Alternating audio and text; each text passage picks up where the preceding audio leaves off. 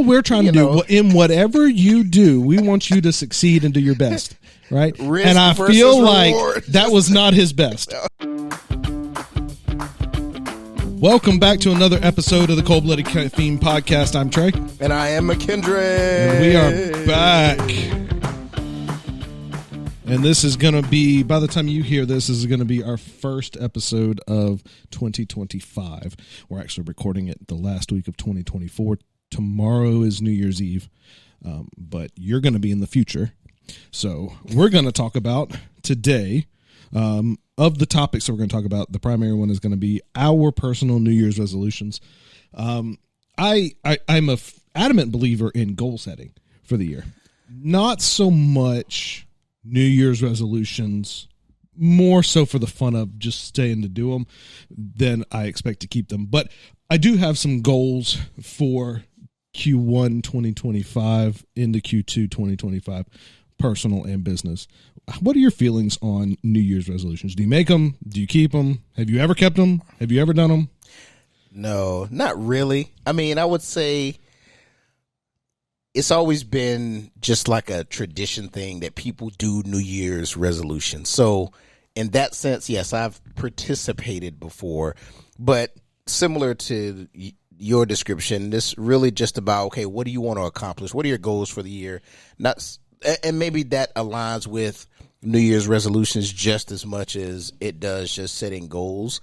But even for me, sometimes it's a little bit more ambiguous and not so strict. I've learned to kind of give myself a little bit of grace. I know that there's things that I want to do and be consistent at. And I do challenge myself, but I haven't always done New Year's resolutions. When you do goals or resolutions, do you write them down or do you keep them in your head? A little bit of both. I've been doing a better job of writing things down lately just so I can go back to them. A lot of times you'll read, hear that if you don't have things visible enough that you can see it often, that is really a recipe that can lead to failure, right? Because you don't see it enough to really be a catalyst for you to continue to do it or promote it or to try to make it happen. Yeah, I agree. I think I definitely write down all of my goals. I mean, and it certainly does help because you can go back to them. You do have to remember to go back and review them. That's one of the challenges. Because McKendrick knows this very well. Probably, maybe you do, maybe you don't. Maybe you've noticed. I tend to have a very short attention span when it comes to trying things and then just moving on from them.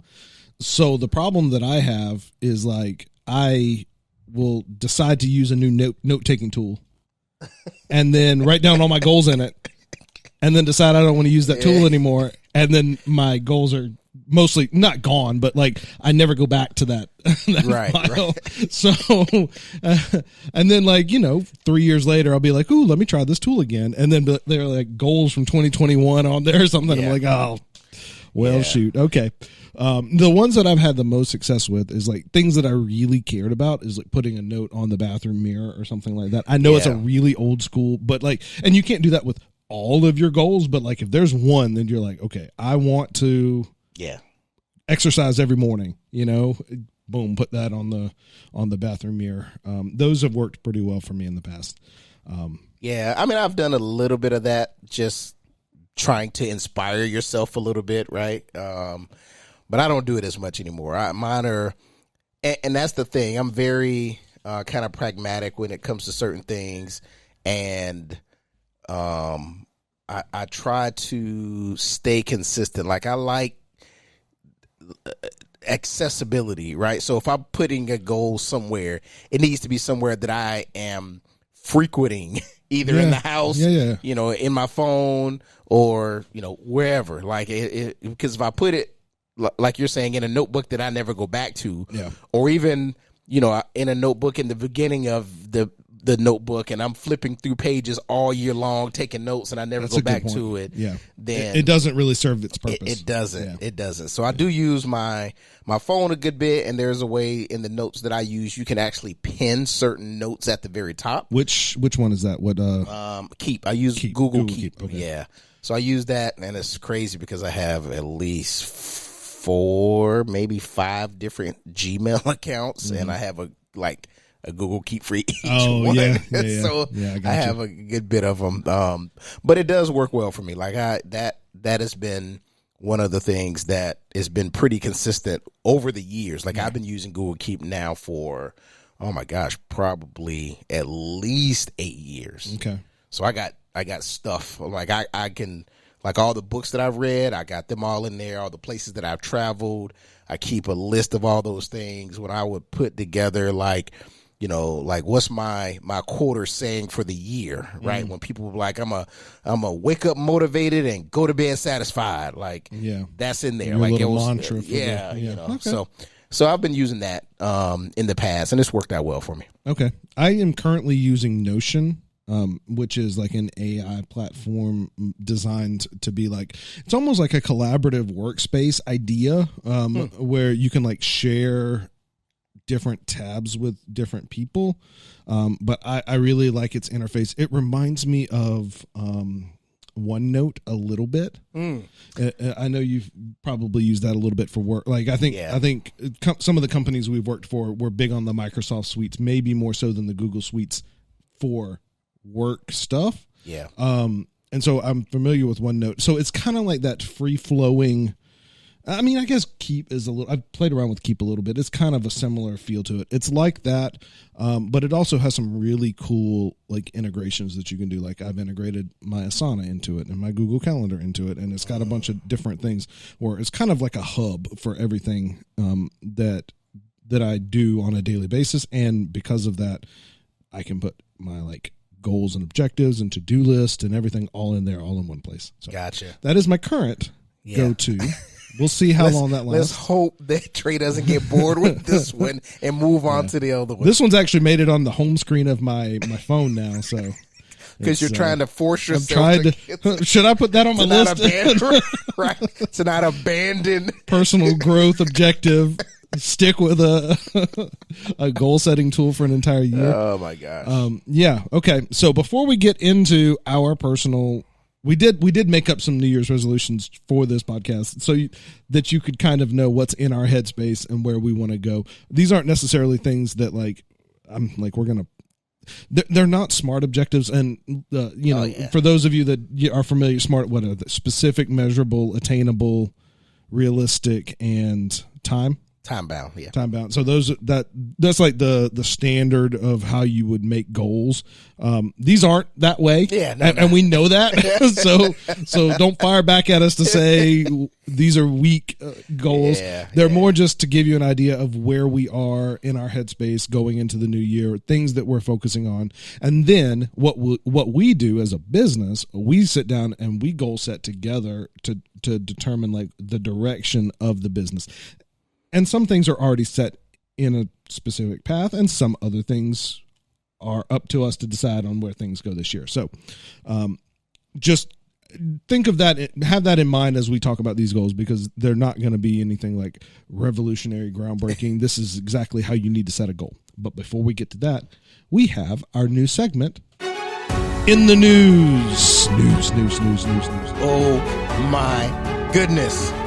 All right, McKendrick, you want to go first again, or you want me to go first? I'll go first. All right.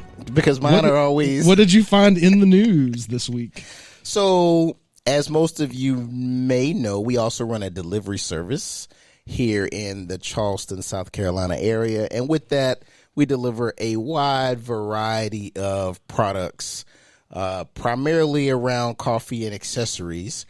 And recently came across an article after talking to one of our customers who buys some of our sugars and creamers that Coffee Mate is actually coming out with 2 new flavors. Oh, goody.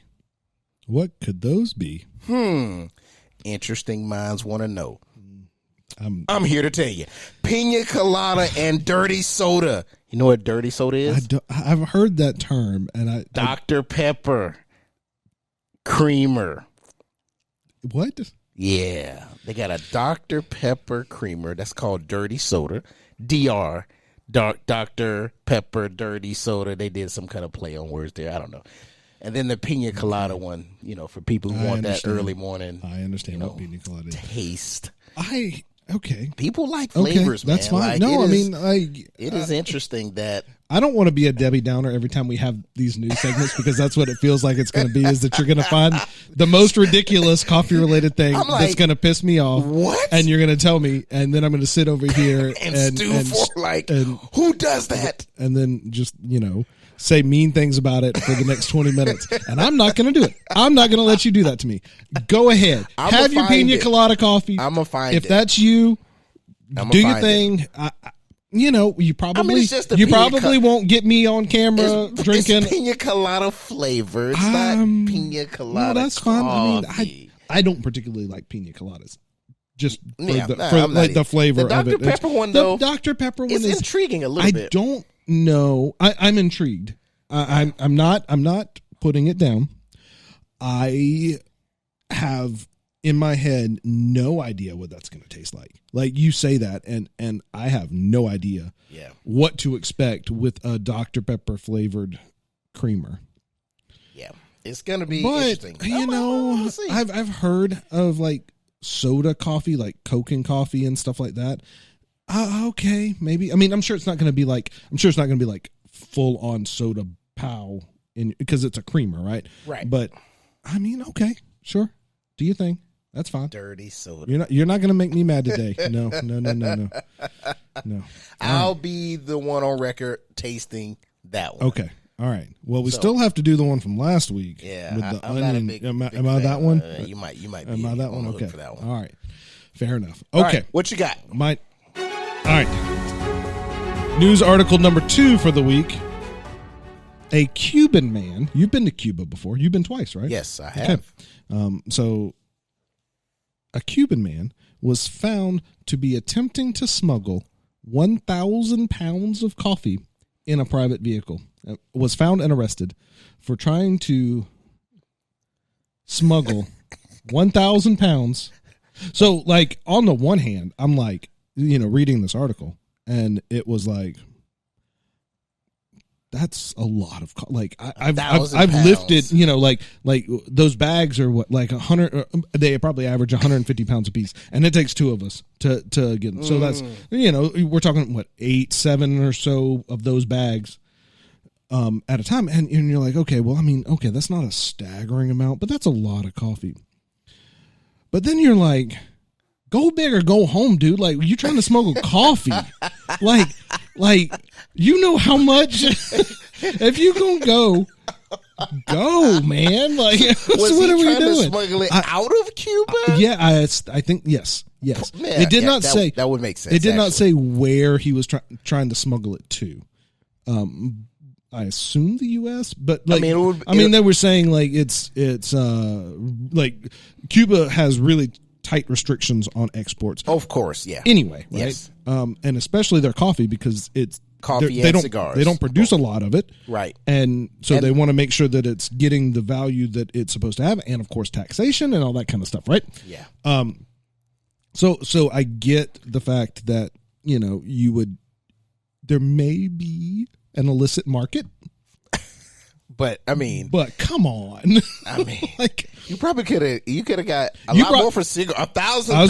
That's what I'm saying is like the things that you could have smuggled. Like I mean, this is no hate, right? Just facts. I've had Cuban coffee. You brought some back. Yeah, it was fine. It was all right. It was fine. Yeah, it was all right. I ain't going down. Like if smuggling pounds. I mean, like, did you just like? I mean, I want to have that like, I want to hear that conversation. Like, you get pulled over and you're like, "Do you have anything illegal in the vehicle?" And you're like, "Well," and then so you've seen like Cops or whatever, like the TV show, and you're like, "That ain't mine." Right. Like that's always the answer. That ain't mine. I don't know where that came from. That 1,000 pounds of coffee. Oh, I wasn't supposed to have that. was like, no, it took you like an hour and a half to load it in the back of the car. The shocks and the suspension on that vehicle. I was about to say, they riding low. Yeah, it said in a private vehicle. So I mean, I'm assuming a truck or car or something. Yeah. And those Cuban cars, like they're like from like the 50s or something. Like a lot of them are old, right? They are very old. I don't know anything about this particular vehicle, but I know some of them are quite old. Unless it was in a government vehicle, I've been there, and the only newer vehicles that are in Cuba are typically government vehicles. So I just found it interesting that it was coffee, that it was that weight of coffee. Because that weight of coffee takes up a fair amount of space. I mean, that's not that it's not a little amount of area, but also that's a lot of space that you can use for something else, right? I don't. We're not promoting. No. Just more illegal. All we're trying to do in whatever you do, we want you to succeed and do your best. Right. And I feel like that was not his best. Right. He could have tried harder. Yeah. That risk and reward balance there. I don't feel like it was quite, it wasn't good on the scale there. So, okay. All right. There we have it. Breaking news, everyone. All right. Moving on. And I still don't have music that I'm happy with for this next segment. Okay. So bear with me. So I'm going to, I don't know why I did that. That was terrible. That's not going to be the music for this. All right, so this is the question of the week segment. All right, question of the week segment. So not prepared for this. I haven't even told you what it is because I just made it up, like literally as I was dying. Yeah, I just made it up. If you could have, so this is gonna. Sorry, I'm gonna circle back. This is going to be more directed towards our animal loving friends. So if you're watching this podcast and you're an animal lover and you're not so much into the coffee, but you like the animals or whatever, wherever you're here, animal lovers, what, McKendrick, would be your dream pet? If you could have one pet, and it doesn't matter what, I don't even care if it's like fictitious. Like if you want a unicorn, I don't care. I don't want a unicorn. I don't care. What if you could have one pet? And it could be anything in the world. It could be extinct. It could be a T-Rex. It could be made up. I don't care. What is your dream pet? That is a great question that I have not a clue. For those that don't know, we've talked about it a little bit. McKendrick is not as much of an animal person as I am. I can't say that he's not an animal person. Yeah, he's had ball pythons, boa constrictor. Owned, horse pets. I've owned dogs, cat, I owned rabbits. Yeah. Grandfather had a farm, so we had horses, cattle, chickens. Because I say that not as much of an animal person because like you are crossing over into the crazy animal people. Yeah. So you're not as much of an animal person as crazy animal people. Crazy animal people. Right. No. Like me. Yeah. I'm kind of normal. You're like, a little bit. I might be a little over the edge with some of the things and experiences. Well, I was about to say you've seen some stuff. Yeah, I've seen some stuff. I've seen some stuff for sure. But I don't know, dream animal. Let me help you out. Okay, so we going reptile, we going mammal, we going fish. Like what bird? What's your fancy? You can go anything. Dinosaur. A velociraptor? You want a velociraptor? I don't know if I want a velociraptor. T-Rex is like way too big. Not food budget, man. That's what you got to make considerations here, right? Maybe something like an eagle or something. Eagle? Okay, you go. I respect that. I mean, eagle. We have a friend. I don't know if you've ever seen it. The owl. I can't remember the owl's name now off the top of my head. Oh shoot, Katie's owl. It was at the Charlotte show. Yeah. I saw the owl. Oak. The owl's name is Oak. Oh, okay. I remember. I respect that. Yeah, that's cool. With an eagle. That's cool. All okay, right. But legally obtained non-smuggled eagles. Non-smuggled eagles that don't drink dirty soda or coffee at all.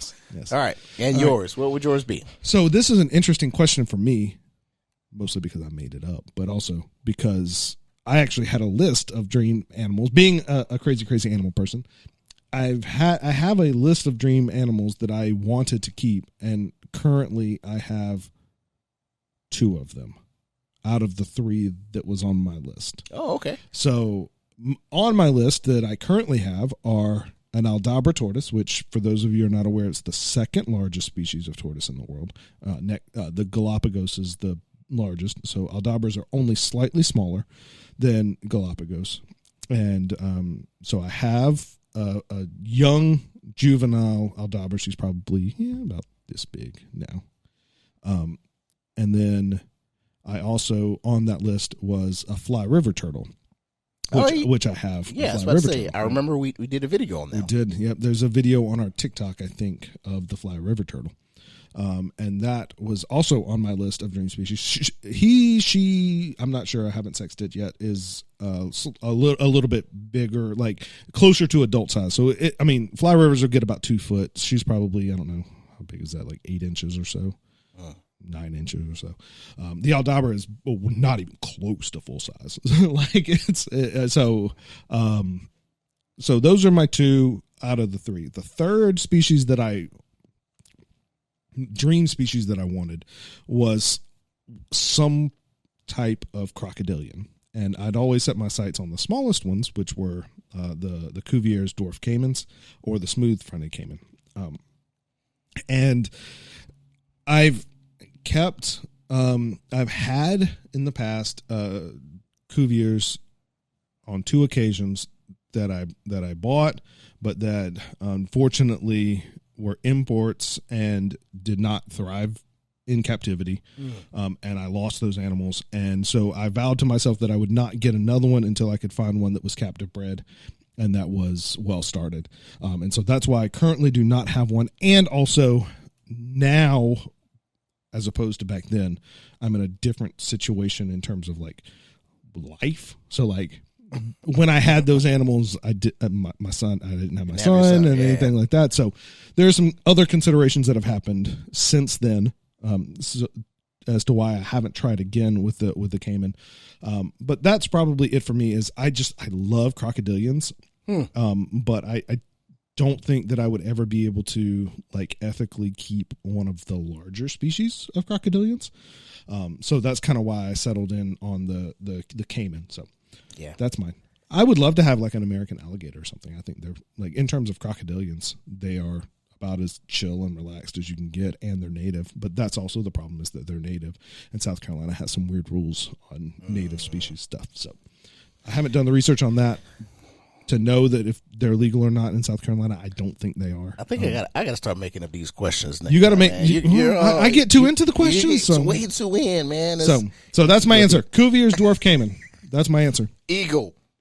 Which eagle? I'm simple. Which eagle? You want a bald eagle? A golden eagle? Golden eagle. You want a golden eagle? Okay, that's a good answer. That's a good answer. But it sounds cool. Okay. All right. He just landed on my arm.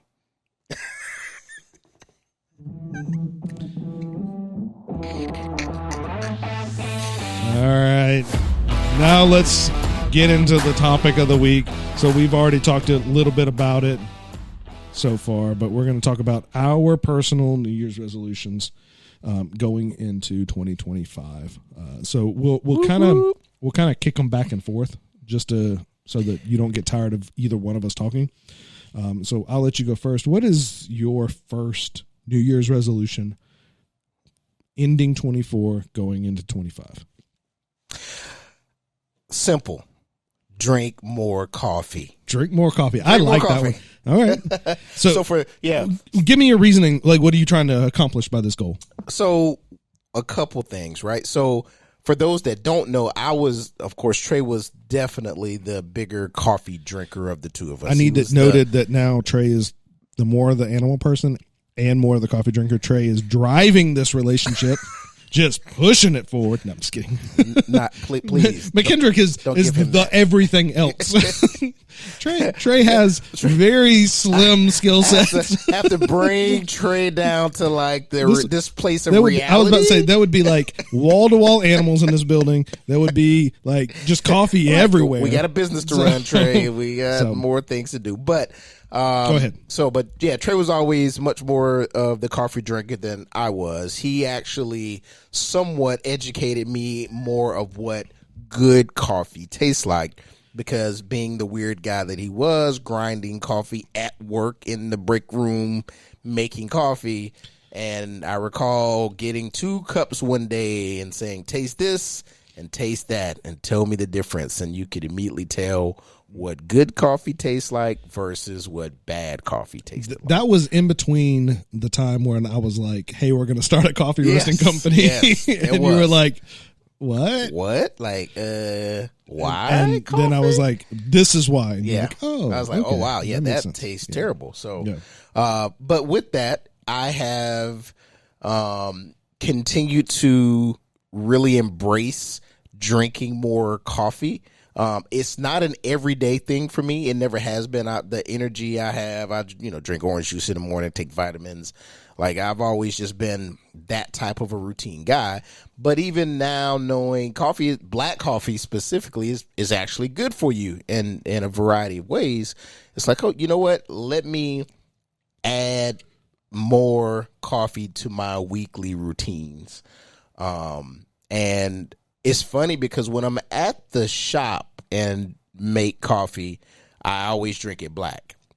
When I go out, I'll experiment just because why not? I'm looking at, places and it's like, what's your signature, coffee, or what do you do to it, or how you make it, or what's the origin? And I'll be a little bit more experimental when it comes to like going to other coffee shops instead of just getting it black. But regardless, I want to just continue to just drink more coffee throughout the year. Okay. So that's number one. Drink more coffee. That should be everyone's number one. Everyone. If you're listening to this and it's not your number one, shame. All right. My number one is I want to be a better networker. I think that's one of my weaknesses within my skill set. So like, I don't really care to like focus on, like, I think we have very complementary strengths and weaknesses as a business. So I'm not doing this so much as for the business growth, because I think that's more in you're really good at building a network and building a community. And I don't necessarily want to take that over, but I also, for my personal growth, I want to be able to communicate better with people. I want to be better at like small talk or conversations at shows or interacting with customers. And I think to do that, I also want to get out more and get out of my comfort zone and go and network with people. And so I say that on this podcast to say that I want not only you, McKendrick, but everybody to hold me accountable. And if you see me out, I typically don't particularly like talking to people at all, ever. I do because it's part of the job. And when I'm doing it, I'm genuinely enjoying the conversation. Like, I'm not faking it. Like, I do genuinely enjoy it, but it drains me a fair amount. So I typically don't do it a whole lot. And so I want to get out there and try and do better and build network and community and grow and be more of a part of things. So my first one is be a better networker. All right. That's a good one. That's a good one. Yeah, we'll have to pull hard on you to get you out there for that one. But we can do it. I read a book. You read a book? Don't get me started. Okay, number 2. I read a lot of books. And I come up with a lot of harebrained ideas. Yeah. And usually it's McKendrick's job to fend off my harebrained ideas. Here we go again. All right, number 2. Number 2 for me is going to be, I'm just going to call it practice mindfulness. And I say that because we get so involved in so many different things. And again, we both do things outside of coffee that also pulls on us. And sometimes it's like hard to shut your brain off. And that's not good. Like, you need to be able to kind of relax, reset, and like re-engage and prioritize things. And sometimes that means like kind of like taking time for yourself, to be with yourself, to focus in on the things that are important, try to remove distractions, and be intentional about setting aside time to do that. And I think that for me, that's going to be important just because, it's just like we have, like, I mean, to Trey's point, he does have a lot of ideas. Some of them we have to filter through and figure out what makes sense. I have ideas as well. We have things that we do that collaborate with other organizations, with other businesses. We're constantly growing and trying to figure out what's next. And sometimes it is really hard to turn your brain off. Mm-hmm. So being intentional about practicing some form of mindfulness, I don't necessarily think it would be like meditation, but at least, you know, getting myself into a calming space where I can just think clearly about things that need to be done and put a logical plan together of something that makes sense and remove the distractions so that I can, you know, kind of chart the path forward. So no, I think that's a really interesting one. And I think it's going to be super important as we go into, because like this coming year is not going to be any less busy than last year. No, it's going to be busier. Right. And so we have to be better at being able to think strategically in the moment and pretty consistently, right? Yeah. Like, so one of the things that I've noticed with myself personally is that when I am doing things that don't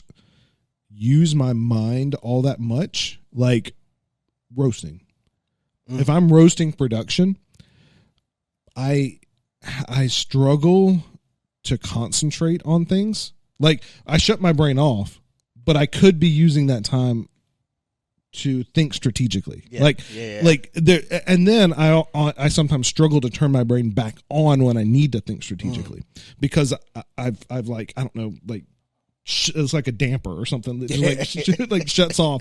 It's like, okay, brain, because I very rarely, outside of those like mundane activities, I very rarely can turn my brain off ever, like even when I go home or anything like that. And so when those moments happen, that damper comes down and it's like, okay, brain zombie, right? Yeah. and then I have trouble turning it back on. So I think it's really interesting. I think it's a well thought out one. I have one in a similar vein. It's more like philosophical, like you talked about Zen. Mm-hmm. I'll rearrange mine because mine was, I think, at the bottom of my list. Not that they're in any particular order, but I want to work on, it's like more of a Stoic philosophy as opposed to a Zen philosophy, where I worry about things that are within my control and let go of some things that are outside of my control.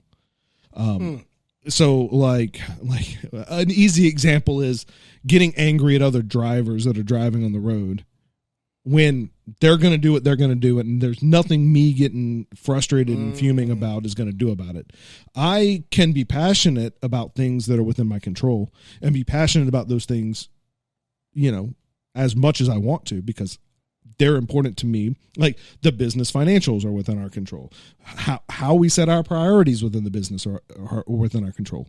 But whether or not a tornado is going to hit the building next July, I shouldn't be worried about, right? And and that's an extreme example, but I do find myself worrying about things that, you know, it's going to happen, is going to happen. And a lot of it's like other people, like relying on other people to do things, or like, I don't know, like the driver, I think, is a really good example. But there's so many of those cases where somebody's not emailing me back and I'm just getting all flustered and frustrated over here. And there's literally nothing I can do about it. And there's no reason for me to get mad, but it still gets to me and it gets under my skin. And then a lot of times I find myself like demotivated, if that's the right word to use. Like at the end of the day, I just feel like I didn't do a lot, or I didn't have a good day. And I did. Because of that? Yeah.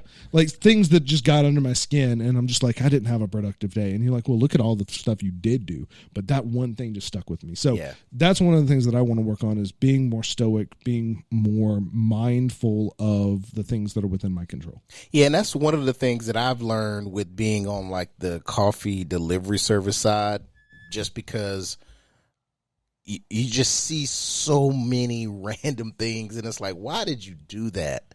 Or why did you say that? Or why did you, make that decision? And it's like, you know what? Just shrug it off. Shrug it off and keep on going. Like, go around, go through, go over, go under, whatever. Like, people are going to do what they're going to do. whether it's not responding to emails, driving crazy on the freeway, like not using signal lights or cutting you off in the line, like spam callers calling 47 times a day. Nothing you can do to control that. You know what? So be it. It is what it is. All right. Number three. Number 3 for me is I challenged myself to be more of a reader. And my challenge has been for like the last couple of years is to at least read a book every month. So every year, try to get 12 books in. This year, it's December 30th, and I've read 11. So I got like a day or so. We know what you're doing tomorrow. Yeah. Library's closed. Yeah, library's closed. It's okay. And again, I know there's a book about rattlesnakes right there. Yeah, I'll pass on that. It's okay. You sure? Yeah, I'm trying to help you get your goals. I'm gonna find something that I can, I'll read a cookbook or something when I try to make some other turkey wings or something. Okay. But no, so yeah, continue to challenge myself on at least reading a book.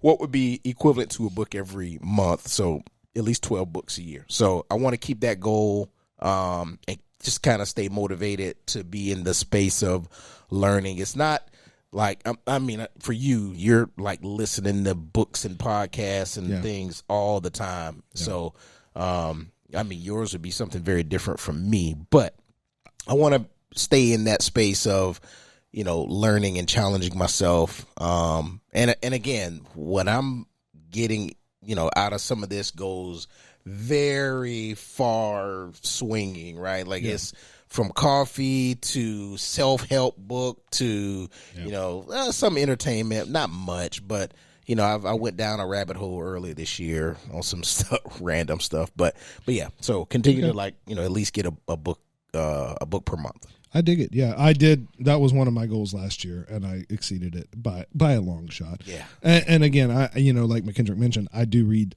or listen to a lot of audiobooks. So like I listen to probably at least one audiobook a week. Yeah. Usually I have more than one going, and then I try to read a physical book about every week and a half or 2 weeks. So I'm reading probably at least two physical books a week, and then, 2 physical books a month, and then at least an audiobook a week. Yeah. Cool. So yeah, but I very much I agree. I think it keeps your mind. Even like I read business books, and I read books about reptiles and books about coffee and fun books. Most of the books that I read are nonfiction, but I read a book on climate change. I read a book on, just everything. Yeah. So, okay. Cool. My next one, and it's directly related to what we're doing right at this moment, is I really want to focus on growing our social media channels in 2025. And I put that on my personal list because it's a personal goal for myself to be able to get out there and put myself out there and make this a priority. Because, it's my time that I'm deciding on what to do with. And so I want to make sure that I'm putting it towards the things that I care about. And one of the things that I think is very important, both for my personal brand and personal growth, and also for the business, is social media and how we portray ourselves in social media. And so I want to make sure that I am doing everything within my power and my goals to put that effort towards building those channels. So good. Social media. That's a good one.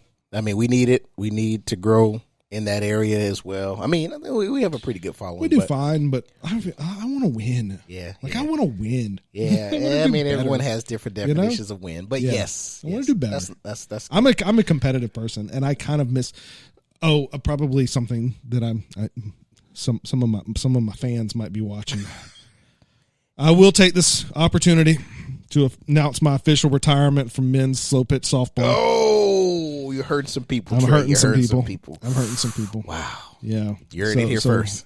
That's why I am putting together some different goals to try and put some competitive, underpinnings towards some of this stuff, because I am a competitive person and I need a little bit of competition in my life.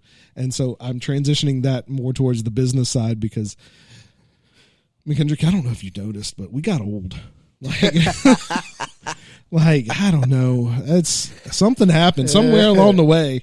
My body doesn't respond quite the way it used to. Baseball, your softball career. I mean, and my brain doesn't remember that my body can't do it. Yeah. And so my brain puts my body in some really terrible situations. It's like, why are you diving? Like, why are you? What are you doing? You have to get up. You don't remember that part. So I say that to say that that's why I'm putting some competitiveness into the social media. I want to win social media because that's my replacement for winning sports because I think my playing days are over. So gotcha. That is. Well, you heard it here first, ladies. That is my. He's out. He's out. That's my fourth one. Third one. Fourth one. All right, last one. So my last one is really not so much a resolution or goal, but 2025 is what I expect to be transition year. Okay. I feel like business and personal is going to be a huge shift in how we operate and run our business. Explain. I'm interested because this one directly impacts me.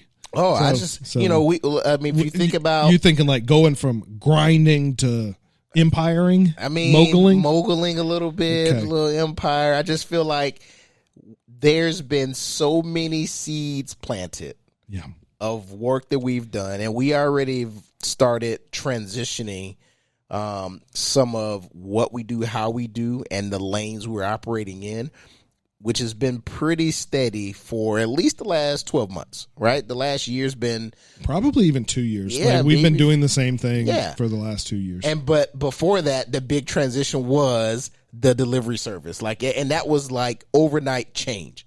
Everything changed almost immediately. Yep. I feel that type of shift coming again. I feel like 2025, I don't know when, but I feel the shift is going to come for the business. That's going to change kind of the landscape of how we operate and even how we look. So your goal, I'm gonna paraphrase here, and you tell me if I'm right. Your goal is to be receptive to that change, and to just put the pedal to the metal, and see where it goes. Yep, that's it. I'm telling you, it's going to be a shift. I can feel it. I like it. I am excited for you to see some of the things that we've been working on behind the scenes. Listen, it's a lot. Because, you may get your coffee in the mail and you may think, oh, this is good coffee. And these guys, they've got some stuff figured out. You ain't seen nothing yet. Yeah. If we can get some stuff to land. Yeah. And some of it's going to hit.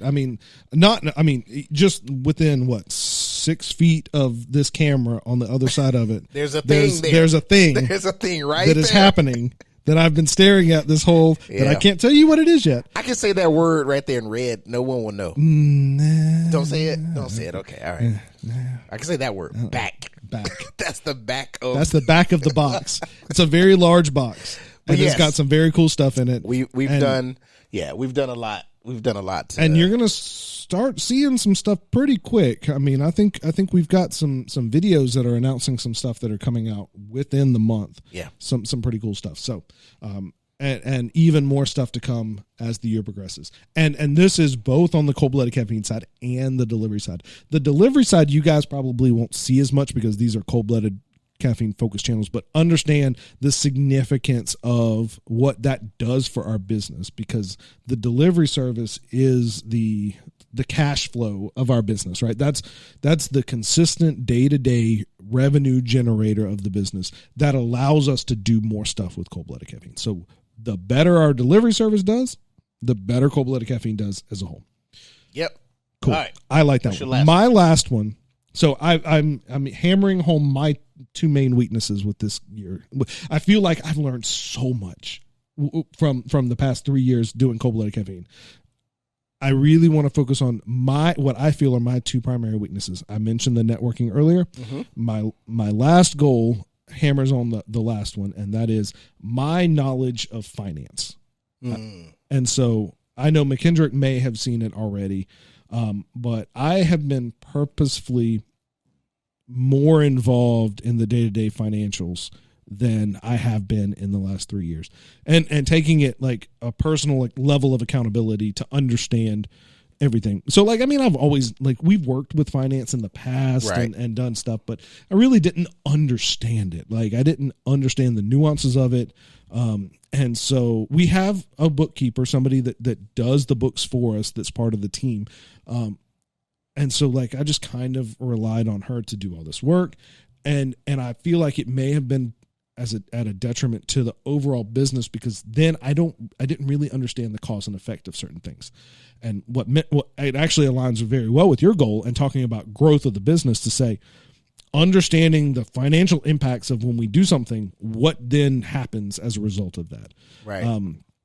And so I've started deep diving into some financial numbers, not just surface level. Okay, what's total expenses and total income and all that kind of stuff, but like deep diving into the P&L, deep diving into our cash flow statements, and understanding what's going on. And I want to continue to do that to the level where we can like put metrics behind activities. So like if that box that's sitting right behind that camera over there, if that goes into effect, what is the financial impact of that? Right. We have hopefully some new team members that are joining very soon. What are the financial impacts of those people? Right. Hiring new people. We have to understand cause and effect. Do we get a return that we expected on that? Do we get a return on new capital investments that we're expecting? So that's my final one, is to really understand on a granular level the finances of the business, of the businesses. Hint, plural. Hint.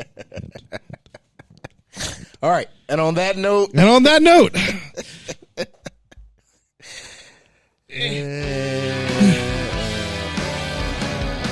This has been another episode of the Cold Blooded Caffeine Podcast. Cold Blooded Caffeine Podcast is brought to you by Cold Blooded Caffeine Company, your source for specialty grade fresh roasted coffee with a wildlife conservation mindset. You can check us out today at www.coldbloodedcaffeine.com. https:// we could have just said coldbloodedcaffeine.com. There you go. Also brought to you by the Coffee Run Coffee Delivery Service, delivering coffee and coffee related products to Charleston, Somerville, Mount Pleasant, Goose Creek, west to the Ashley, James Island, Folly Beach, wherever else you need it in the Jamestown, South Carolina. Wherever else you need it in the low country area of South Carolina, we've got you covered. Check us out at coffeerundelivery.com. McKendrick, you got anything else to add? Nope. Happy New Year. Happy New Year. From Cold Blooded Caffeine. We can't wait to see what 2025 has in store.